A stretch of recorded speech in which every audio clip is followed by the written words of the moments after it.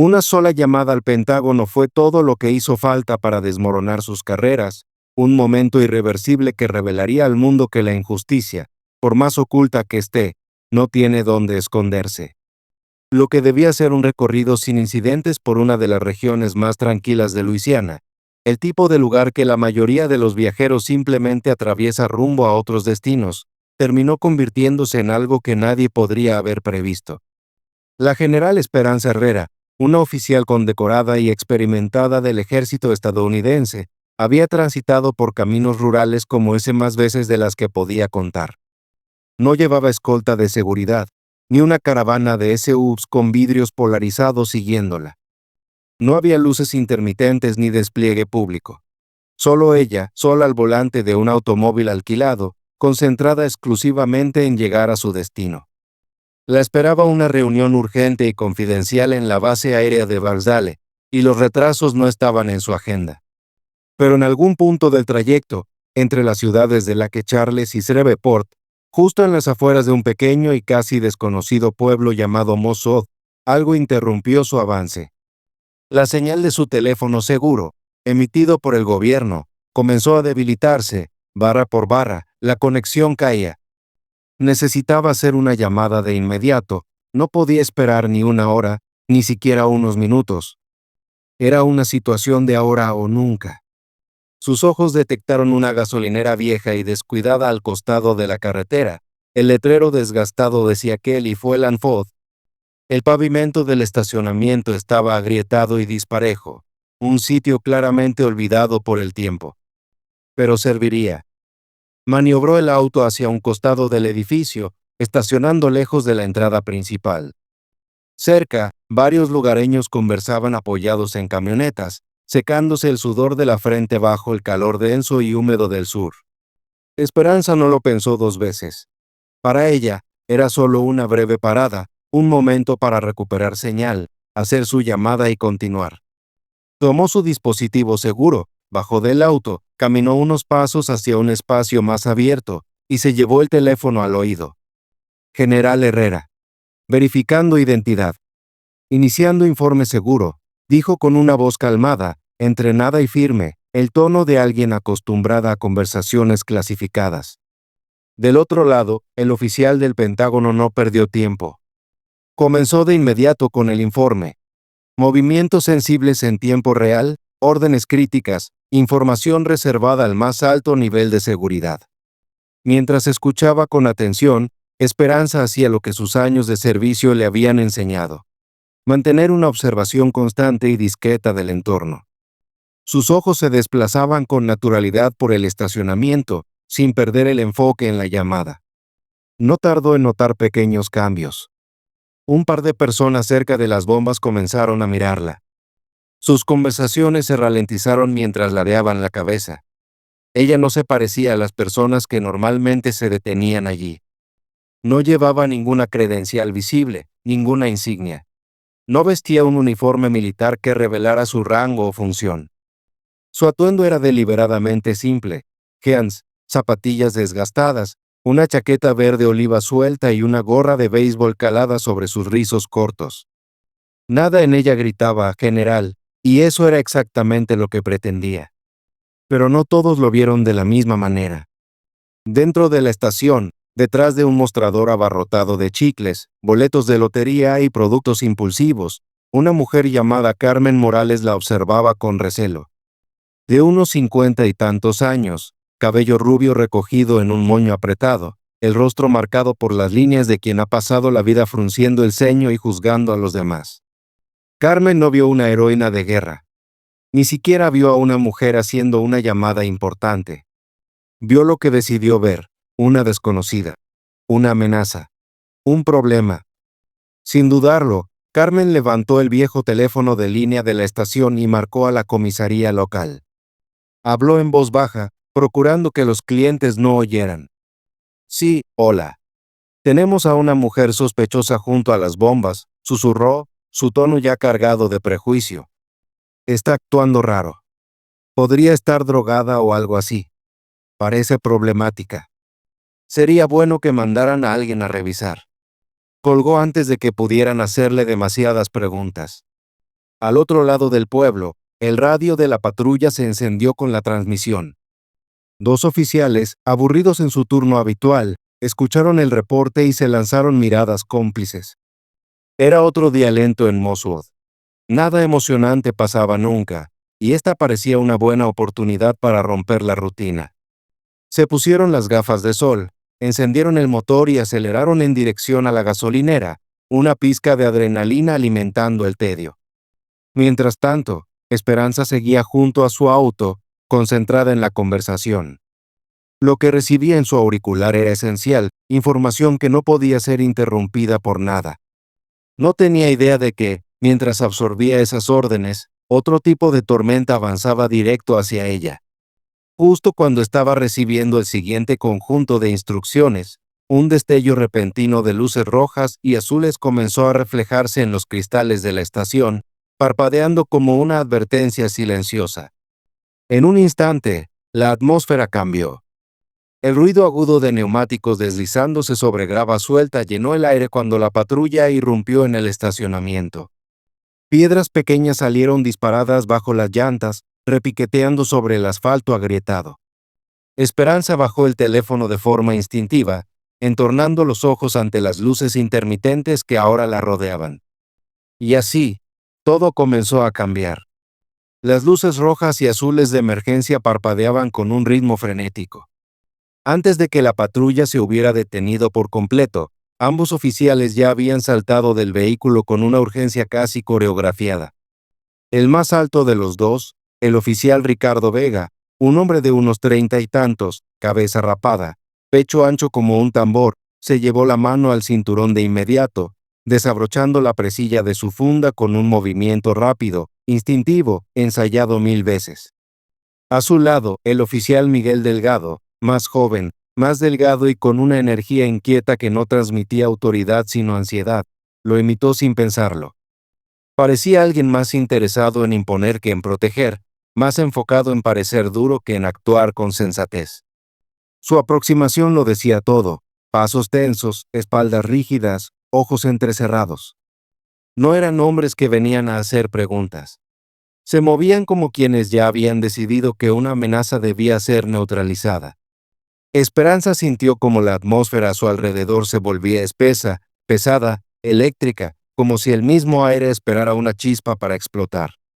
Sin perder la compostura, bajó lentamente su teléfono seguro y lo colocó con cuidado sobre el capó del auto alquilado. Mantuvo las manos visibles, abiertas y relajadas a los costados, los gestos deliberadamente pensados para comunicar calma.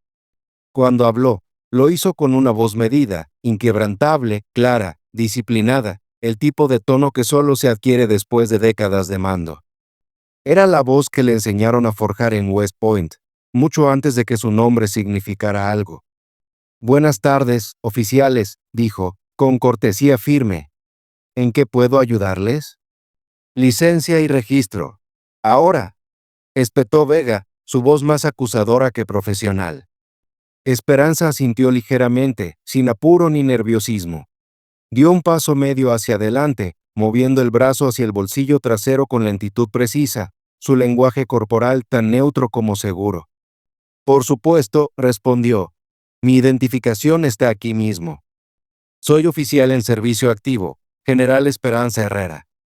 Me encuentro en tránsito por motivos oficiales del ejército». Delgado soltó una risa corta, despectiva.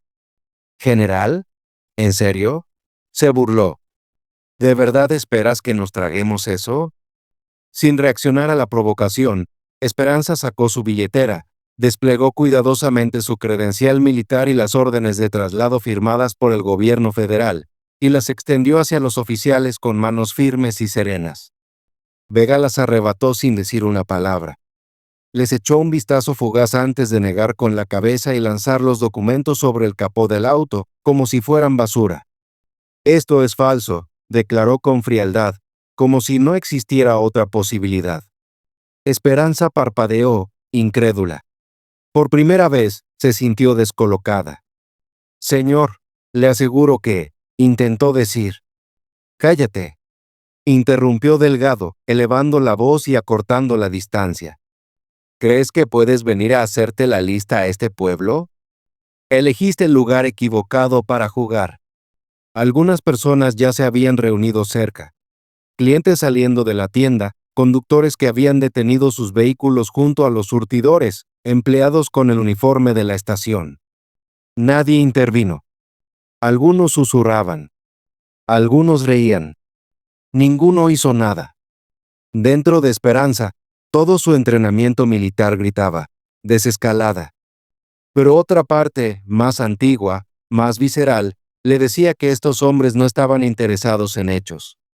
Ellos ya habían decidido quién era ella, o más bien, quién no era. Oficial, intentó de nuevo, en un tono bajo y sereno, buscando abrir una grieta en aquella muralla. Por favor, comuníquese con su supervisor. Está cometiendo un error grave. Pero era inútil. Vega ya tenía las esposas en la mano, brillando bajo la luz de la tarde. Date la vuelta. Manos a la espalda. Esperanza no se movió. No por rebeldía, sino porque algo dentro de ella se rompió. No con un estallido, sino con un peso que cayó desde muy alto. Un peso conocido. Soy general del ejército de los Estados Unidos, dijo, esta vez con voz firme, cortante. Me están deteniendo ilegalmente. La respuesta de Vega fue reírse. Pero no una risa ligera. Fue una carcajada fuerte, burlona, que rebotó entre las bombas de gasolina y se amplificó en el silencio del lugar. ¿Así? Y yo soy el presidente, dijo, sin molestarse en disimular el desprecio. Date la vuelta. Antes de que Esperanza pudiera replicar, Delgado le sujetó el brazo con brusquedad. Vega tomó la otra muñeca y la dobló hacia atrás con fuerza. Las esposas se cerraron con un chasquido seco, tan ajustadas que mordieron su piel. Esperanza apretó la mandíbula, conteniendo la humillación ardiente que le subía como una llama por la espalda. En algún lugar detrás de ella, su teléfono seguro cayó del capó y se estrelló contra el suelo, aún conectado con el Pentágono. Desde el otro lado, la voz del oficial con quien hablaba empezó a gritar su nombre, desesperado ante el caos. Pero los policías no escuchaban. O tal vez, simplemente no les importaba. Vega la empujó contra la puerta del auto con tal fuerza que el metal vibró. Un murmullo de asombro recorrió a los presentes. La tenemos, dijo Delgado, como si hubieran atrapado a alguien peligroso. Como si se tratara de un trofeo. Respirando con dificultad, Esperanza giró su cabeza hacia la ventana sucia de Kelly's Fueland Ford. Lo que vio fue su reflejo, roto en pedazos por la grasa, el polvo y los años de descuido. En ese momento, ella no era una general. Ni siquiera era una persona. Para ellos, era solo un cuerpo que podían reducir, porque podían hacerlo. Pero lejos de allí, en el centro de operaciones del Pentágono, las alertas ya estaban sonando. Algo no cuadraba. La llamada segura de Esperanza Herrera había terminado abruptamente bajo circunstancias sospechosas. En menos de un minuto, la situación pasó de inusual a crítica. El teniente comandante Antonio Herrera, sentado frente a una pared de monitores brillantes en Washington, D.C., observaba con atención una línea roja intermitente que decía Gen. Herrera, se cure. La señal de audio era un desastre. Ruido blanco, golpes, lo que parecía una pelea, voces elevadas. Después, solo estática. Silencio absoluto. Antonio se acercó al micrófono, su voz cargada de urgencia. General Herrera, habla comando de operaciones. ¿Me copia? General Herrera, responda. No hubo respuesta. Levantó la vista hacia su superior, la coronel Isabel Vega, quien ya avanzaba a paso firme entre escritorios, la tensión marcada en cada músculo. Rastreen su ubicación, ordenó, su voz cortando el aire como una orden quirúrgica. Ahora. Un técnico reaccionó de inmediato. Segundos después, un punto intermitente apareció en el mapa digital. No estaba cerca de la base.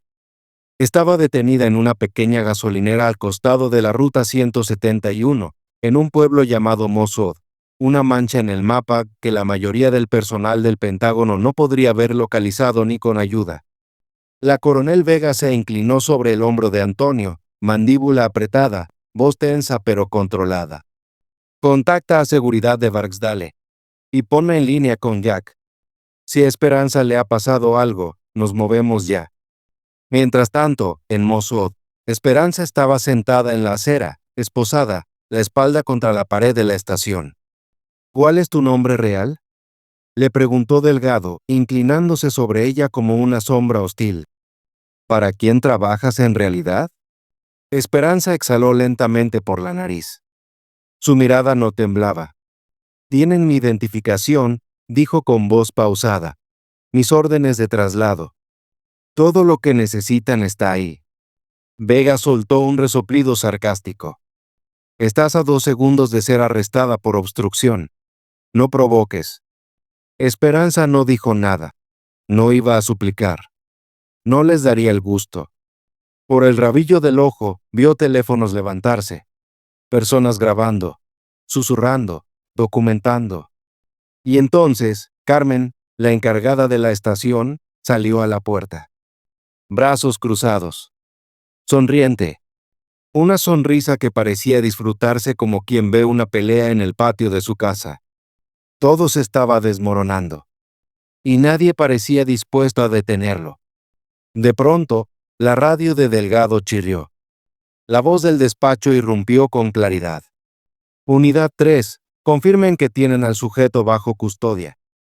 Vega levantó su radio. Afirmativo. Mujer, unos 40 y pocos años, no coopera. Otra pausa. Luego. Atención, el sujeto tiene marca federal. Repito, marca federal confirmada. El Pentágono ha iniciado contacto de emergencia. Libérenla de inmediato y quédense en espera de nuevas instrucciones. El color desapareció del rostro de Vega. La sonrisa de Delgado se desmoronó. ¿Qué demonios?, musitó atónito. Esperanza no dijo nada. Solo los miraba. Esperando. Vega, visiblemente alterado, rebuscó torpemente sus llaves. Le quitó las esposas sin atreverse a mirarla a los ojos. Murmuró algo, un intento fallido de perdón o señora, pero no tuvo el valor de terminar ninguna de las dos. Esperanza se puso de pie lentamente. Estiró las manos. Movió las muñecas marcadas por el metal. El silencio se apoderó del lugar. Todos callaron. Incluso la sonrisa de Carmen había desaparecido. La sonrisa de Carmen se había evaporado por completo. Esperanza se agachó para recoger su teléfono del suelo agrietado del estacionamiento. La pantalla estaba destrozada, una red de fracturas como telarañas cruzaba el cristal. La señal se había perdido. La línea segura se había caído. Información sensible, posiblemente clasificada, podía haber quedado expuesta. Se incorporó despacio, con calma, y alzó la vista. Miró directamente a los dos oficiales. Su expresión era indescifrable, pero su mirada no temblaba. Van a lamentar esto, dijo en voz baja, apenas un susurro firme. No mañana, no la semana que viene. Hoy. Vega parecía a punto de responder, los labios entreabiertos, la mandíbula tensa, con ese impulso de justificarse, de explicarse, de intentar recuperar algo, pero no tuvo oportunidad. El estacionamiento se iluminó de pronto con una nueva ráfaga de luces intermitentes. Más intensas. Más rápidas. Más autoritarias. Pero esta vez, no eran patrullas locales. Una caravana de SUVs negros, de aspecto oficial y blindado, irrumpió en escena con neumáticos chillando contra el asfalto caliente. Los distintivos en las puertas y las matrículas especiales no dejaban lugar a dudas. Era personal militar. Venían de la base de la Fuerza Aérea Barksdale. Esperanza no había estado esperando refuerzos. No se había imaginado un rescate. De hecho, ya estaba mentalmente preparada para lo que venía después, el protocolo, la política, las consecuencias. Pero lo que siguió no fue teatral. No hubo saludos exagerados, ni gestos dramáticos sacados de una película. Las puertas de los vehículos se abrieron casi al unísono, con precisión milimétrica. Lo que emergió de su interior no fue espectáculo, fue urgencia, disciplina. y una seriedad que se sentía en los huesos. No eran soldados comunes. No estaban allí por rutina. Estaban allí por orden directa. No hubo sonrisas, ni saludos, ni pasos innecesarios. Solo comandos cortos, miradas analíticas y una eficacia glacial. Al frente del grupo marchaba el teniente coronel Fernando Morales, un hombre de unos 40 y tantos años, con ojos agudos como bisturís y una presencia que no necesitaba palabras. Su andar era largo y decidido. Llevaba una carpeta bajo el brazo y su mirada se fijó en Esperanza desde el primer segundo. «General Herrera, ¿está herida?», preguntó, su voz atravesando con claridad la tensión todavía suspendida en el aire. Esperanza negó con la cabeza, una sola vez, de forma concisa. «No, coronel», respondió, «solo algunas raspaduras menores». Las heridas reales fueron a sus carreras. Vega y Delgado intercambiaron miradas rápidas, nerviosas. Comenzaban a comprender, demasiado tarde, la profundidad del hoyo en el que se habían metido. Los otros oficiales de la Fuerza Aérea se movieron sin necesidad de órdenes. Se posicionaron alrededor de Esperanza, formando un círculo protector, bloqueando con sus cuerpos a los policías locales. No había necesidad de decirlo en voz alta. «Hasta aquí llegaron ustedes». Morales se volvió hacia los oficiales de Mossoud. Su rostro era una máscara de piedra. «Están oficialmente ordenados a retirarse de inmediato», dijo con frialdad profesional. «Existe una investigación federal en curso. Cualquier acción adicional de su parte podrá ser considerada obstrucción de la justicia». Vega intentó una última defensa, débil. «Nosotros. No sabíamos quién era ella». «Eso no importa», lo interrumpió Morales sin dudar. Tenían su identificación en la mano. Tenían todo lo necesario para confirmar su autoridad. Eligieron no verlo. Delgado se irguió, intentando recuperar algo de autoridad con una actitud forzada. Estaba actuando sospechosamente. No parecía encajar aquí. Morales lo observó sin parpadear. Frío, implacable. Y luego habló, con la voz tranquila de alguien que no necesita gritar para dejar cicatrices. Lo que vieron fue a una mujer morena haciendo una llamada segura, y tomaron una decisión. Una que los va a seguir el resto de sus vidas. Con precisión casi coreografiada, el equipo de la Fuerza Aérea escoltó a Esperanza hacia uno de los vehículos. La ayudaron a subir con cuidado, asegurándose de que estuviera cómoda. Nadie necesitaba explicar lo que estaba en juego. Todos lo sabían. La caravana comenzó a moverse. Desde la ventanilla polarizada del SUV, Esperanza lanzó una última mirada por encima del hombro, lo justo para ver a Vega pasarse una mano temblorosa por la frente, empapado de sudor. ¿Y Carmen? Carmen ya no estaba. Se había escabullido hacia el interior de la tienda, como una cucaracha huyendo de una linterna encendida. Dentro del vehículo, Esperanza guardó silencio. Su mirada se perdía por la ventana, observando los kilómetros interminables de asfalto cuarteado. Su mente no estaba en la base. Estaba más adelante. Pensando, procesando, planeando lo que vendría. Pasaron varios minutos antes de que Morales rompiera el silencio. El Pentágono ha autorizado una investigación completa, informó. Asuntos internos ya está en marcha. También derechos civiles. Esto se va a hacer público, señora. Les guste o no a los de Mossoud. Esperanza no asintió. No sonrió. No pestañeó. Deberían haberlo sabido, dijo simplemente. Como quien enuncia una verdad evidente. Morales asintió con lentitud. Como quien ya sabía que esa verdad dolería más que cualquier castigo. Están por descubrir, respondió, lo que se siente ser vistos por lo que realmente son. La caravana avanzaba veloz por las carreteras secundarias de Luisiana, pasando campos de hierba alta y postes telefónicos inclinados como viejos guardianes cansados. Se dirigían a la base de la Fuerza Aérea Barksdale, donde al menos por ahora, la autoridad, el honor y la voz de Esperanza Herrera volverían a recibir el respeto que siempre merecieron. Pero ella sabía que esto no era el final. Era solo la primera escena. La verdadera batalla, esa para la cual ninguna medalla la había preparado, pero que siempre había anticipado, aún estaba por comenzar. Y esta vez, todo un país estaría mirando. La noticia del incidente ya se había filtrado. Los titulares nacionales hablaban de ella antes de que Esperanza terminara su informe en Barksdale. Alguien ya había filtrado el video captado con un teléfono celular. Imágenes crudas, sin filtros, grabadas en tiempo real mientras un momento inquietante se desarrollaba ante los ojos de todos. En la pantalla, dos oficiales uniformados del Departamento de Policía de Mosul eran captados esposando a una mujer que, con voz serena y firme, declaraba claramente ser general del Ejército de los Estados Unidos. No hubo gritos. No hubo amenazas. No hubo resistencia. Solo la mirada inequívoca de alguien a quien le estaban arrebatando la dignidad, no con violencia física, sino con la arrogancia ciega de quienes creen tanto en su propia autoridad que ya no se detienen a cuestionar sus prejuicios. Y en cuestión de horas, el video estaba en todas partes. Al amanecer del día siguiente, Mosul ya no era un punto olvidado en el mapa de Luisiana. Se había convertido en el epicentro de una creciente tormenta de indignación nacional. Los principales noticieros recogieron la historia y comenzaron a transmitirla en bucle. Los comentaristas expresaban incredulidad, enojo y vergüenza. Líderes de derechos civiles fueron directos.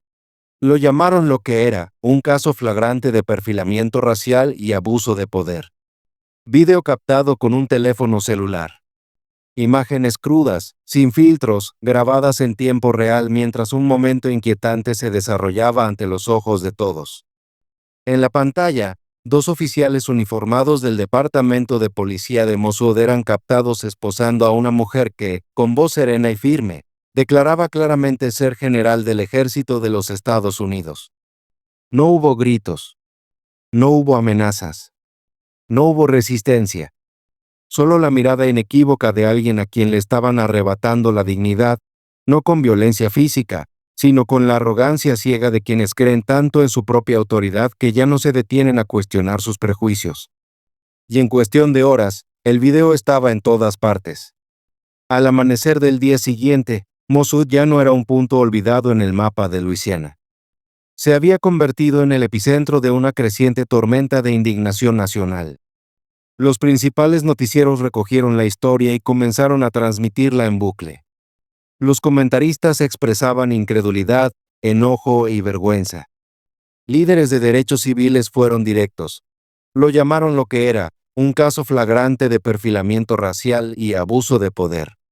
Incluso organizaciones de veteranos, normalmente cautelosas de involucrarse en debates políticos, emitieron comunicados oficiales exigiendo justicia y responsabilidad para la general Esperanza Herrera. Mientras tanto, en Mosul, el Departamento de Policía entraba en modo crisis total, tratando desesperadamente de contener el desastre que ellos mismos habían provocado. El encargado de enfrentar la tormenta fue el jefe de policía Ernesto García, un hombre más acostumbrado a seguir rastros de ciervos en el bosque que a soportar el fuego cruzado de la prensa nacional. De pie frente a una selva de micrófonos y una multitud de cámaras, se lo veía incómodo en todos los sentidos posibles. El sudor le corría por debajo del ala de su sombrero vaquero gastado. Lamentamos. El malentendido, balbuceó, evitando mirar a los periodistas. Los oficiales involucrados han sido suspendidos temporalmente mientras se lleva a cabo una revisión interna completa. Pero los periodistas no iban a dejarlo salir del paso tan fácilmente.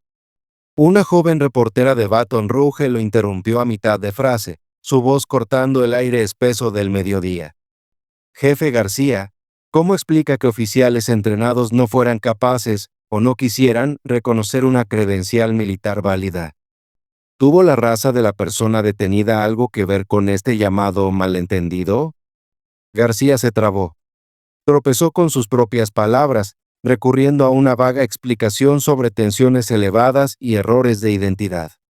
Pero su incomodidad era evidente. Y nadie, ni entre los presentes ni entre quienes miraban la transmisión en vivo, se tragó esa excusa. El departamento había sido atrapado con las manos en la masa. Y esta vez, no había escapatoria posible.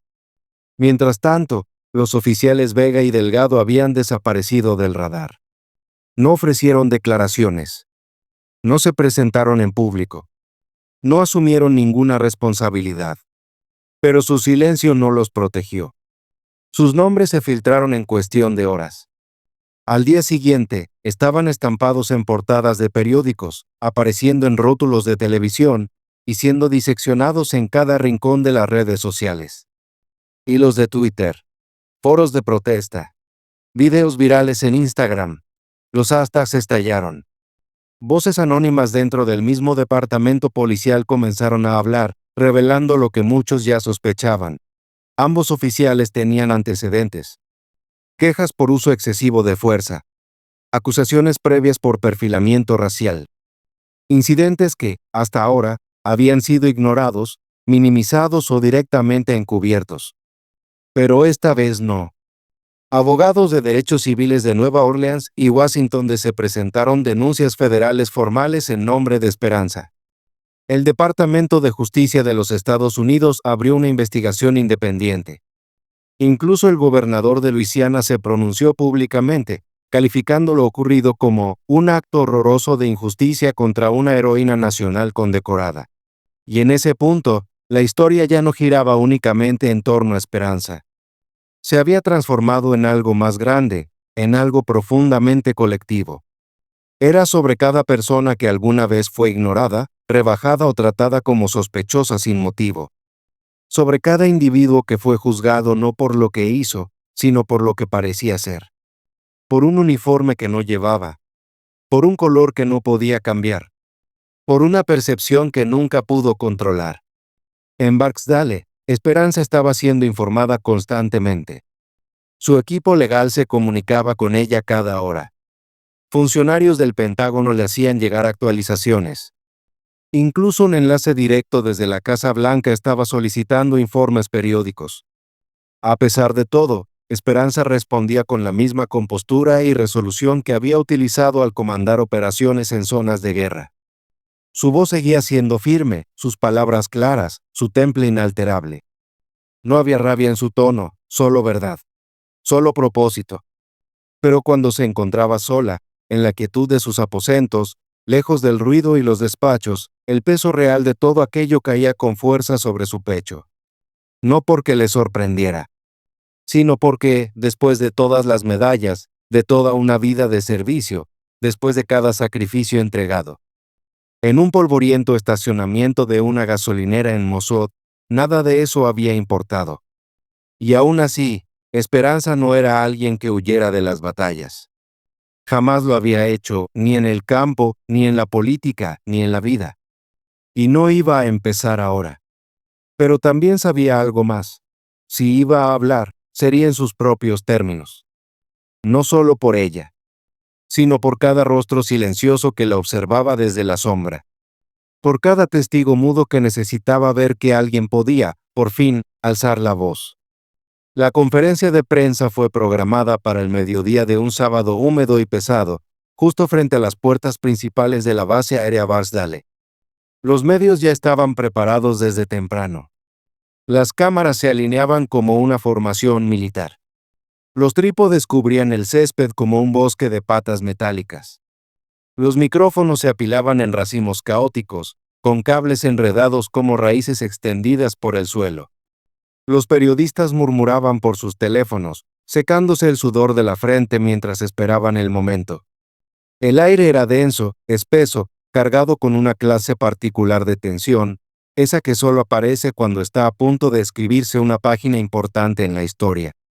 Esperanza Herrera caminó hasta el podio con paso firme y sereno. Su porte era erguido, imponente.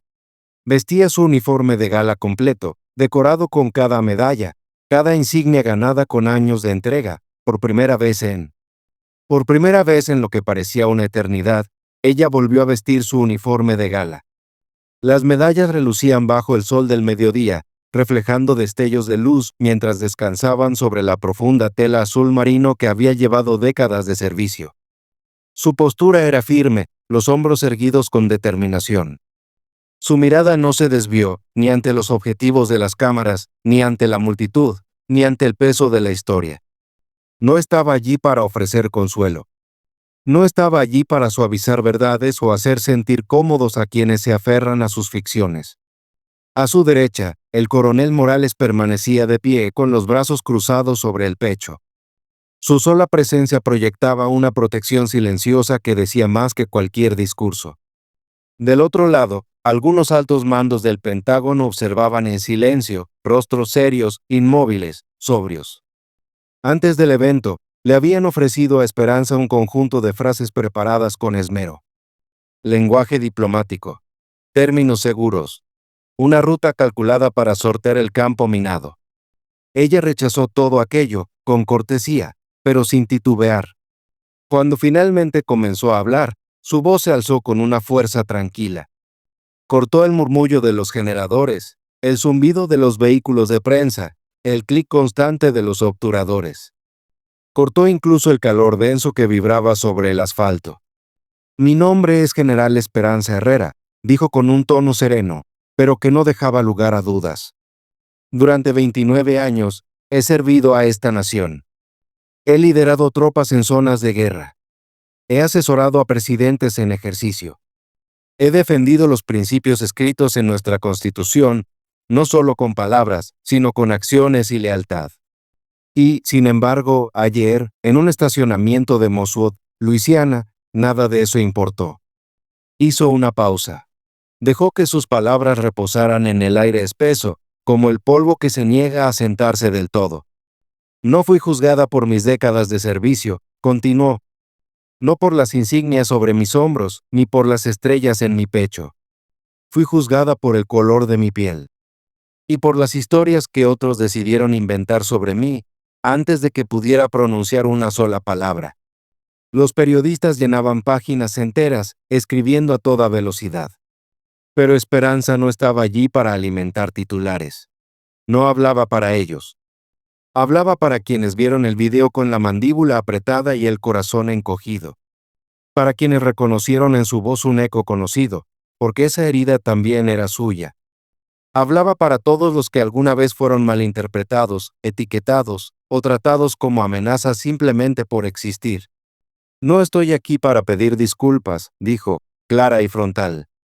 Estoy aquí porque callar ya no es una opción. Porque justicia significa rendir cuentas.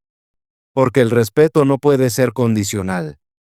Y porque la dignidad humana no se debate. No es un privilegio que alguien más pueda conceder o negar, ni una moneda que se intercambia por comodidad o ignorancia. Detrás del mar de cámaras, comenzaban a congregarse miembros de la comunidad local.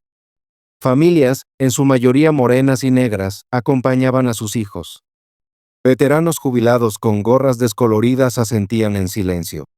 Estudiantes universitarios sostenían carteles hechos a mano, con letras grandes, marcadas y temblorosas. Los ojos de Esperanza los recorrieron, captando destellos de emoción. Ira, tristeza, esperanza. Estaban esperando algo que hacía demasiado tiempo no veían. Esperaban valentía detrás de un uniforme. Esperaban verdad desde un podio. Esperaban liderazgo, liderazgo real. La injusticia no es nueva, continuó Esperanza, sin temblar. Es antigua, está arraigada. Se disfraza y se esconde a simple vista. Pero el cambio, el verdadero cambio, solo ocurre cuando suficientes personas deciden dejar de mirar hacia otro lado. Y así concluyó. Sin dramatismo. Sin eslogan ensayado. Sin espectáculo político. Solo verdad. Yo no fui la humillada ayer, dijo finalmente. Ellos lo fueron. Y así lo recordará la historia. Giró sobre sus pasos y se alejó del micrófono, sin invitar a preguntas. El silencio que dejó fue más poderoso que cualquier respuesta que pudiera haber ofrecido.